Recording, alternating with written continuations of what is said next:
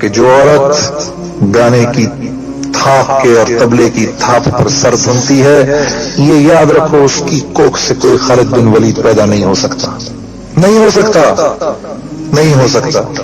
جو عورت گھر سے باہر نکلے اور اس کو اس بات کی فکر ہی نہ ہو کہ کون سا نامحرم اس کے چہرے کو دیکھ سکتا ہے، اس کی تربیت سے کوئی طارق بن زیاد نہیں بن سکتا، کوئی محمد بن قاسم نہیں پیدا ہو سکتا۔ اپنی حیثیت کو جانو، اپنی حیثیت کو پہچانو۔ تم محمد الرسول اللہ صلی اللہ علیہ وسلم کی امت کی بیٹیاں ہو، بیٹیاں ہو۔ تمہارا ماڈل فاطمہ تو زہرا ہے، تمہارا ماڈل وہ مغرب کی عورت نہیں جس کو کہ ٹیشو پیپر کی طرح استعمال کر کے پھینک دیا جاتا ہے، ان کو اپنا ماڈل نہ بناؤ۔ ہاں، تمہارے چہرے کی زینت تمہارے چہرے پہ لگا ہوا تمہارا میک اپ نہیں، بلکہ حیا کا وہ جوڑا ہے جو تمہیں فطرت میں تمہارے نبی صلی اللہ علیہ وسلم سے ملا ہے۔ کبھی سوچا آپ نے کیا وجہ ہے کہ جو انسان توبہ کرتا ہے، جو مرد توبہ کرتا ہے، سب سے پہلے کہتا ہے میں آپ کا آج کے بعد داڑھی نہیں کاٹوں گا؟ بھائی کبھی سوچا اس بات کو؟ کیا وجہ ہے؟ یہ داڑھی اس کی گٹھی میں ہے، فطرت میں ہے، اور یہ فطرت اس کو اس کے نبی سے ورثے میں ملی ہے۔ ہاں، کیا وجہ ہے؟ وہ سر پہ ٹوپی کیوں رکھ لیتا ہے بھائی؟ شلوار قمیض کیوں پہن لیتا ہے؟ میں آج کے بعد پتلون قمیض نہیں پہنوں گا۔ قسم سے میں سوچتا بھی ہوں نا تو مجھے جھجھری آ جاتی ہے کہ مجھے جینز پہننی پڑے گی، اتنی مصیبت کا کپڑا اوپر چڑھتا ہی نہیں ہے جی، سخت کپڑا، بدنما کپڑا، وہ سالا اس کو پیٹ اپنا بڑھتا جاتا ہے وقت کے ساتھ ساتھ، وہ اپنے آپ کو سمارٹ رکھنے کے لیے پیٹ اندر کھینچ کے وہ آدمی اس کو بند کر کے اس کو کر کے، کیا یار، اور کیا جوکر لگتا ہے آدمی پھر اس کے بعد۔ ہاں، ارے یہ عزت کا لباس ہے، یہ عزت کا لباس ہے۔ تو اللہ کے سامنے کیا مقام بنائے گا جب تجھ کو تیرے نبی کے طریقوں میں عزت نہ محسوس ہوئی؟ ہاں، کیا مقام بنے گا تیرا؟ جن کے خون اور پسینے میں بہ کر یہ دین تجھ تک پہنچا، آج ان کے طریقوں میں کو اپناتے ہوئے تجھے آر آتی ہے، اور جنہوں نے تیری اپنی حفاظت کے لیے تیری نسلوں کو ختم کر دیا، ان کے طریقوں میں تجھے عزت محسوس ہوتی ہے۔ ذرا سوچ تو صحیح، ذرا سوچ تو صحیح، کدھر جا رہا ہوں میں؟ یہ وجہ تھی میں نے گانے وانے چھوڑ دیے۔ میں نے کہا یہ میں کیا کر رہا ہوں؟ مجھ سے لوگ پوچھتے تھے جی گانا حرام ہے یا حلال؟ میں کہتا تھا یار یہ تو جا کے تم مولویوں سے پوچھو، علماء سے پوچھو۔ لیکن میں تم سے صرف ایک بات کرتا ہوں کہ آج جو حالت ہے امت مسلمہ کی، کیا ہم پر یہ جائز بنتا ہے؟ کیا آج ہمیں گانے والوں کی ضرورت ہے یا کسی ایسے کی ضرورت ہے ہمیں جھنجھوڑ کے بتائے کیا کر رہے ہو یار، کیا کر رہے ہو، کیا کر رہے ہو تم؟ ابو بکر، عمر، عثمان، علی کے ماننے والے ہو، دیکھو تو صحیح ان کی زندگی کیا تھی۔ حضرت حمزہ رضی اللہ تعالیٰ عنہ جس دین کے لیے ان کا ناک کٹا، کان کٹے، پیٹ کٹا، جن کی حالت دیکھ کر اللہ کے رسول صلی اللہ علیہ وسلم نے قسم کھائی کہ اے میرے چچا تیری اس حالت کو دے میں 70 کافروں کو ماروں گا۔ پھر اللہ جل شانہ نے جبرائیل علیہ السلام کو بھیجا کہ آپ نبی ہیں، آپ کی شان کے خلاف ہے کہ آپ ایسی بات کریں، تو آپ صلی اللہ علیہ وسلم نے اپنی قسم کو واپس لیا۔ کل کو ان کے سامنے ہم کھڑے ہوں گے جی، وہ کیا کہیں گے کہ یہ میرے ناک کان اسی وجہ سے کٹے تھے کہ مسلمان کی بیٹی جو ہے اس کے بڑے بڑے پوسٹر لگے ہوئے ہوں بورڈوں کے اوپر جی۔ میں ادھر فیصلہ آباد گیا، فیصلہ آباد، اور چلو لاہور ہوتا، فیصلہ آباد میں کیا دیکھ رہا ہوں، ارے اچھا بھلا ہے شہر یار، اچھے بڑے دیندار لوگ وہاں پر، اتنا بڑا بورڈ، موٹر سائیکل کی تصویر پہ عورت کو بٹھایا ہوا ہے، وہ کیا کر رہی ہے وہاں پر؟ موٹر سائیکل سے کیا تعلق ہے عورت کا بھائی؟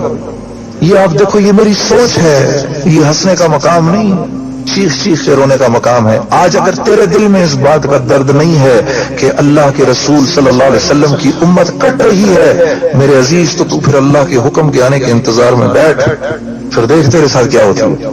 ہاں، تھوڑی ہمت کرو، تھوڑی ہمت کرو۔ بہت دن گزار لیے گھر میں بیٹھ بیٹھ کے، بہت دن گزار لیے۔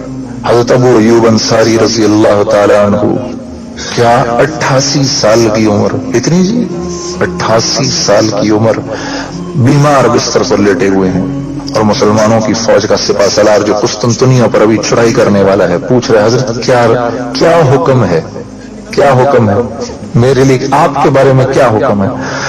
کہا میں اسی طرح جاؤں گا، اور جب میرا انتقال ہو جائے تو اسی چارپائی پر میری اس لاش کو پڑے رہنے دینا اور ہراول دستے کے ہاتھ میں دینا، تاکہ قیامت کے دن جب میں اللہ کے سامنے کھڑا ہوں تو میں اللہ سے کہوں یا اللہ جب تک میں زندہ تھا تیرے راستے میں نکلا رہا، جب مجھ کو موت آئی تو میری لاش بھی تیرے راستے میں نکلی رہی۔ اور اسی طرح انتقال ہوا، اور قسطنطنیہ کی جو قلعے کی جو فصیل تھی اس کے نیچے حضرت ایوب انصاری رضی اللہ تعالیٰ عنہ کی قبر مبارک تھی. اور بعد میں کچھ 100-150 سال کے بعد کوئی وہاں پر کوئی حاکم آیا، اس نے پھر کچھ علماء کو جمع کیا اور کہا کہ یہاں مجھے ڈھونڈ کے دکھاؤ ابو ایوب انصاری کی قبر کدھر ہے. پھر وہ رات کو بیٹھے، رات کو 1 رات لگی، 2 راتیں، 3 راتیں لگی. پھر علماء نے بتایا کہ بھئی فلاں رات کو ہم نے آسمان سے نور کے ایک ہالے کو نیچے آتے ہوئے دیکھا. ہمارا غالب گمان یہ ہے کہ ابو ایوب انصاری کی قبر یہاں ہے. ہم ان کے ماننے والے ہیں جنہوں نے ایسی ایسی قربانیوں کی مثالیں قائم کی میرے عزیز. اس لیے اب گھر میں نہیں بیٹھنا. سب سے پہلے تو بھائی اس بات پر توبہ کرو، اپنی پچھلی زندگی پر بھائی سب توبہ کرے. ایک دفعہ منہ سے کہہ دو اے اللہ میری توبہ. اب میں آپ کو بات ختم کرتا ہوں. حاجی عبدالوہاب صاحب کا پیغام آپ کو دیتا ہوں، اور میں حاجی صاحب کو فون کر کے بتاؤں گا حاجی صاحب آپ کا پیغام میں نے بعینی ہی لوگوں تک پہنچا دیا. حاجی صاحب نے کہا ان سے کہو 3 نیتیں کریں. ایک تو پچھلی زندگی پر سب کے سب توبہ کریں بھائی، تو سب کے سب توبہ کر لو پچھلی زندگی پر، ٹھیک ہے جی. دوسرے حاجی صاحب نے کہا مجھے کہ ان سے یہ کہو کہ یہ اس ملک میں مال کمانے کی نیت سے گئے ہیں، ٹھیک ہے، مال کمانے کی نیت سے گئے ہیں، تو ان سے کہو اس نیت کو بدلیں، یہ بڑی خطرناک نیت ہے. ہاں ان سے کہو یہ نیت یہ کریں کہ ہم تو اللہ کے رسول صلی اللہ علیہ وسلم کی زندگی لے کر یہاں پر آئے ہیں، اور یہ زندگی جو ہے یہ ہم مارکیٹ کریں گے، اور اس ہماری زندگی کو دیکھ کر جو غیر مسلم ہیں وہ اس زندگی کی طرف کھینچے ہوئے چلے آئیں گے.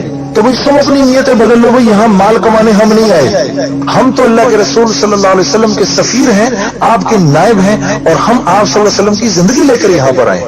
ٹھیک ہے بھائی، سب نے یہ نیت کر لی. اور پھر اللہ جل شانہ خود کھلائیں گے پلائیں گے، وہ اللہ کا اپنا ایک نظام ہے.